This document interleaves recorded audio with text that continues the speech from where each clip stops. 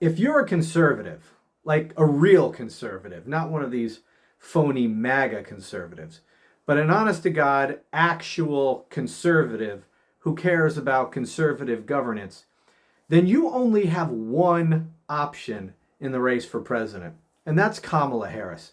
Kamala Harris is far and away the more conservative of the two. Now, the most obvious reason why Kamala Harris is more conservative than Donald Trump by far, and really, you can't call Donald Trump a conservative in any meaningful way. He's a fascist. That's what he is. He's not a conservative. But first and foremost, if you are a real conservative, then democracy and preservation of our constitutional republic must be the number one issue. If it's not, if the Constitution and preservation of our republic is not your single most important issue, then you're not a conservative. And honestly, you're not even really an American. But if it is, then Kamala Harris is the only person you can possibly vote for. Donald Trump will burn the whole thing to the ground. Okay? But beyond that, there are any number of specific policy issues where Kamala Harris is clearly the more conservative of the two candidates. Here is a perfect example. Fiscal responsibility. Between those two, Kamala Harris and Donald Trump, who is the more fiscally conservative candidate? Clearly, it is Kamala Harris. I have an article here from the Wall Street Journal making this point. But before I do, keep this in mind. Donald Trump was the biggest debt-spending president in all of American history. He has already proven that he is not a fiscal conservative. Now, this from the Wall Street Journal just this morning. Donald Trump's flurry of recent tax cut promises pushed his fiscal plan deep into red ink, and he would increase budget deficits by more than twice as much as Democratic rival Kamala Harris would. Donald Trump would engage in debt spending twice as much as Kamala Harris. Trump's combination of tax cuts, tariff increases, military expansion, and mass deportations would widen budget deficits by an estimated $7.5 trillion over the next decade. Meanwhile, Vice President Harris's plans, Social Security spending, middle-class tax cuts, and tax increases, social policy spending, middle-class tax cuts, and tax increases on corporations and high-income households would increase deficits by $3.5 trillion. Now, increasing deficits is not good, period.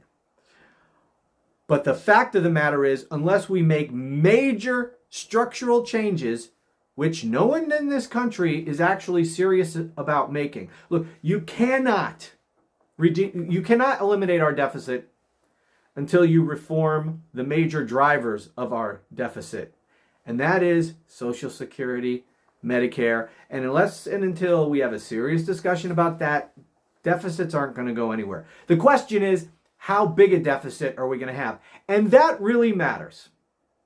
Okay? It matters in the short term with increases in inflation and the cost of goods and services and the devaluation of the dollar. And it matters in the long term in terms of whether or not we can even sustain ourselves as a country. Or are we going to, default on our debt?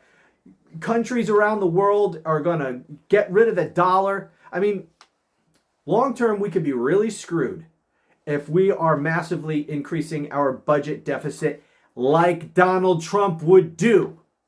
Twice as quickly would we be adding to our debt under Donald Trump as we would under Kamala Harris. And that's exactly the pattern that we've seen.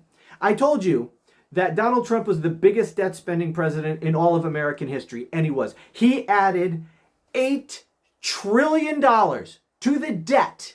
That's not spending. That's spending beyond what we bring in. $8 trillion.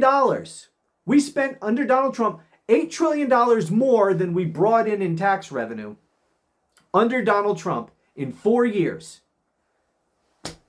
4 years, $8 trillion. That's $2 trillion a year he added to the debt. Barack Obama added $8 trillion to the debt in 8 years.